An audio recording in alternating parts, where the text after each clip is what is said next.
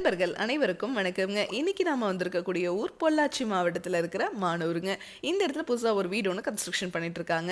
அதுக்கு தான் நம்ம பயணியர் பயோ டேங்க் 1500 லிட்டர் ஃபிக்ஸ் பண்ணி கொடுக்கலான்னு வந்திருக்கோங்க. டெய்லியும் 10 பேர் வரைக்கும் யூஸ் பண்ணுறதுக்கு இந்த டேங்க் சைஸே போதுமானதுங்க. இப்போ இந்த டேங்கை அவங்களோட கார் பார்க்கிங்கில் தான் ஃபிக்ஸ் பண்ணி கொடுக்க போகிறோம். இந்த டேங்கை ஃபிக்ஸ் பண்ணதுக்கப்புறம் இதுக்கு மேலே அவங்க கார் பார்க் பண்ணிக்குவாங்க. இல்லைனா இதுக்கு மேலே நீங்கள் பாத்ரூம் டைல் கன்ஸ்ட்ரக்ஷன் பண்ணிக்கலாம், இல்லை ஸ்டோர் ரூம் கூட கன்ஸ்ட்ரக்ஷன் பண்ணிக்கலாங்க. 10 டன் வரைக்கும் இருக்கிற வெயிட்டை இந்த டேங்க் மேலே வச்சிங்கன்னா கூட ஒன்றும் ஆகாதுங்க. அவ்வளோ ஸ்ட்ராங்காகவும் குவாலிட்டியாகவும் இந்த டேங்கை நம்ம ரிஜிஸ்டர்ட் எஃப்ஆர்பி அப்படிங்கிற மெட்டீரியலில் செஞ்சு கொடுக்குறோம். இந்த டேங்குக்குள்ளே நம்ம 5 அறைகள் கொடுத்துருக்கிறதுனால இந்த டேங்குக்குள்ளே வர மனித கழிவுகள் உள்ளேயே முழுவதுமாக சுத்தமாகி வெளியே வர தண்ணியில் எந்த ஒரு கழிவுகளும் துர்நாற்றம் இருக்காதுங்க.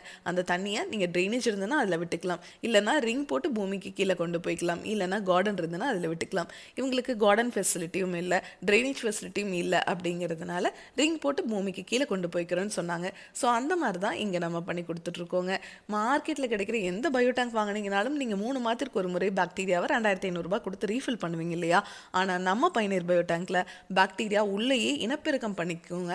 அதனால தான் நம்ம பயணியர் பயோ டேங்க் உங்களுக்கு டேங்குக்கும் 50 வருஷம் வாரண்டி, பாக்டீரியாவுக்கும் 50 வருஷம் வாரண்டி கொடுத்துட்றோங்க. அது எப்படி நம்ம பயணியர் பயோ டேங்க்கில் மட்டும் பாக்டீரியா உள்ளேயே இனப்பெருக்கம் பண்ணிக்கும் அப்படின்னு நீங்கள் தெரிஞ்சுக்கணும் அப்படின்னா இதனோட ஃபுல் வீடியோ நீங்கள் பார்க்கலாம். பயணியர் பயோ செப்டிக் டேங்க் அப்படிங்கிற யூடியூப் சேனலில் பாருங்கள். Thank you friends.